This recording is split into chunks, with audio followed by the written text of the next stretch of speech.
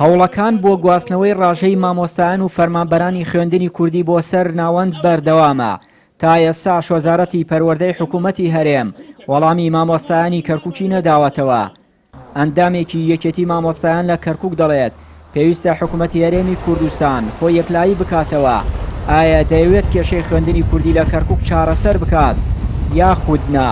گروپی ئاڵۆستیش بە دواداچوون بۆ ئەو هۆکار و لایەنانە دەکات کە بوونەتە بربەست لە بەردەم پرۆسەی گواستنەوەی ڕاژەکانیان بۆ سەر ناوەند. ئێستا با بڵین زۆرینەی ئیشە قورسەکە ئیشە گەورەکە لای حکوومەتی هەرێمی کوردستانە پاشان حکوومەتی عێراق. حکوومەتی هەرێمی کوردستان ئەبێت لەوە حاڵی بێ ئەگەر کەرکووکیەکان ئەگەر خوێندنی کوردی لە کەرکووک مەبەستیانە ئەگەر ئەیانەوێ بەڕاستی پێویستە بارودۆخی خوێندنی کوردی لە کەرکووک بە مامۆستا و فەرمانبەرەکانیەوە چارەسەرکەن. چونکە ئەگەر هەوڵێکی زۆر هەیە زۆرینەی خەڵک مەتاڵبێتی بچێتە سەربەغا. ئەگەر مامۆستایان و خوێندنی کوردی بچنە سەر بەغدا بە دڵنیایی و خوێندنی کوردی بەرەو پوکانەوە چێ بەرەو نەمانە چێ بە جۆری دەستور و بە جۆری ئەوەی مادی 140 کەمە فەرمانبەر لە شاری کەرکووک و ناوچە دابڕاوەکانە مافی خۆمانە لە ناوچەکانی خۆمان و شارەکانی خۆمانە موچەوەرگرین نەک لێرە ببینە پلەی دوو بە تەنسی بوو بە ینی بۆ ئەو شێوازە ناشرینەکە ئێمە سەر لە کەرکووکە ینی ژیانە بێنە سەر ژیانی وەزیفیمان. ئێمەمانێ بزانین ئایا ئەو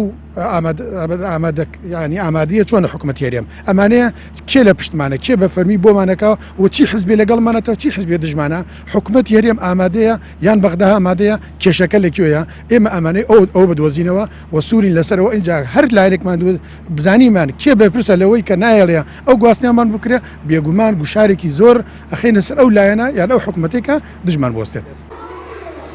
بە دەربڕینی ڕەزامەندی هەردوو حکوومەتی هەرێم و ناوەند زیاتر لە 8,000 مامۆستا و فەرمانبەری خوێندنی کوردی ڕاژەکانیان دەچێتە سەر ناوەند. بەرپرسێکی خوێندنی کوردیش باست لە بربەستەکانی ئەو پرۆسەیە دەکات کە تا ئێستا ڕێگرن لە سەر گواستنەوەی ڕاژەی مامۆستایان بۆ سەر ناوەند.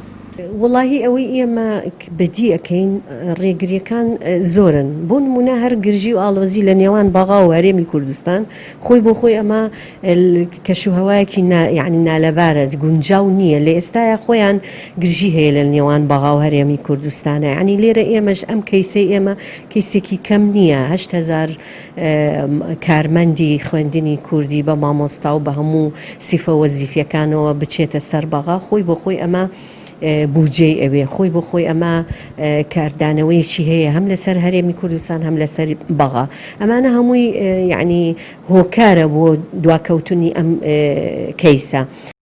لە دوای کردنەوەی بەشی خوێندنی کوردی لە کەرکووک مامۆستایانی خوێندنی کوردی تاقیکردنەوە خوێندنی کوردی سەر بە ناوەندن بەڵام موچەکانیان سەر بە حکوومەتی هەرێمە و هاوشێوەی فەرمانبەرانی هەرێم موچەکانیان دوا دەکەوێت بۆیە داوا دەکەن هاوشێوەی مامۆستایانی دیکەی کەرکووک ئەمانیش ڕاژەکانیان بچێتەوە سەر ناوەند و لە کاتی خۆی و بەبێ لێبڕین موچەکانیان پێ بدرێت بەڵام تاکو ئێستا هەوڵەکانیان سەرکەوتوو نەبووە.